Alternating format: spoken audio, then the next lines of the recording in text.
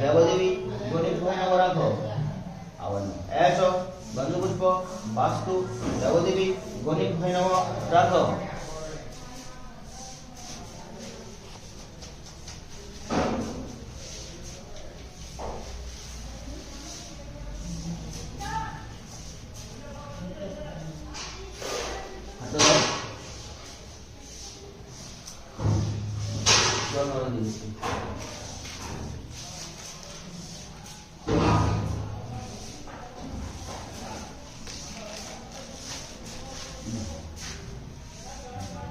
বলো নম